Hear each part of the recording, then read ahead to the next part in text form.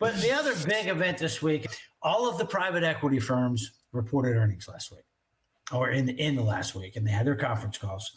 Guys, you've got to be reading the transcripts of these calls. I don't even listen to conference calls anymore. They're long, they're boring. Most of the information I don't care about, and that's any company, by the way. Private equity they're the shock troops of the global economy, okay? Especially the larger ones. They're out there, they're buying businesses, they're selling businesses, they're making loans, they're borrowing money, they're buying and selling real estate. They're doing everything at a street level in the global economy. They're seeing stuff that the economists in the office in New York and Washington do not see. All right. They're doing cash in, cash out basis. So what they're doing matters. Now, the only difference between them and a staid, green eye shadowed value investor, because private equity is value investing at the heart of it, they just use a lot of leverage. Okay. And it's made them really good, borrowers and lenders in the meantime. You got to listen into their calls because they're going to tell you things that are important. And it's shocking how much they will tell you on the calls. So let's just kind of recap what we've learned this week. And Blackstone was the big call.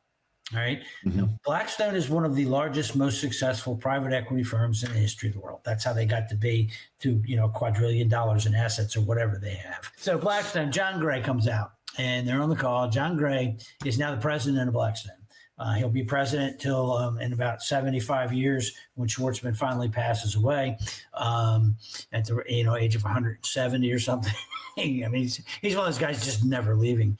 But he came up through the real estate division. He built the Blackstone real estate division. So he knows a little bit about commercial real estate. Blackstone is one of, if not the largest owner of commercial real estate on the planet.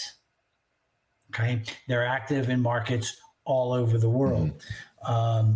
They also, a few years ago, when and you may remember the headlines when Blackstone was having problems with withdrawals from their private credit, their private real estate fund. They were having to there was a contractual max in there that you can only withdraw 2.5% of the total NAV, and they were having to turn down because everybody was getting their money out of real estate.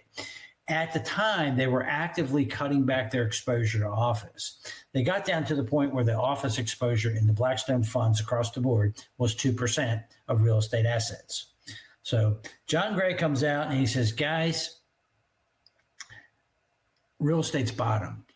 Commercial real estate has bottom. Now think about the significance of that remark and what it means for industry, for banks, for the economy, for jobs, for everything. And he said, office. He said, and this is something that if you've been listening to me, you already knew this. So John's apparently reading my mail again. He's got to stop. But high grade, well-located office, all right, has bottom. Now, I could have told you that because the REITs and the debt started responding several months ago. But you've got to be looking now.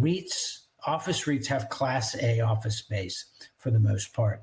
You got to be looking at these. You got to be looking at the preferred stocks and these things that are still heavily discounted, because I'm telling you, the bottom is in commercial real estate.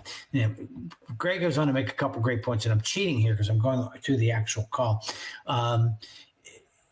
He says that the biggest thing in here right now is that the economy's healthy. All right. And I talk about that on every one of the calls, whether it's the yield report or banking on profits or the new trade alert service every week. The economy's in much better shape than anybody wants to admit. It's not terrible. It's not awful. In fact, it's really, really good. And under this administration's policies of lower regulations, favorable lending environments, pro-business, it should get better. So take that. Now look at commercial real estate broadly across the board. We've seen a decline in new supply. It was always 3% of supply in starts back in 2021, 2022. That's even in the hot areas like logistics. That's now down under 1%. It's below zero in office. So there's no new supply coming on.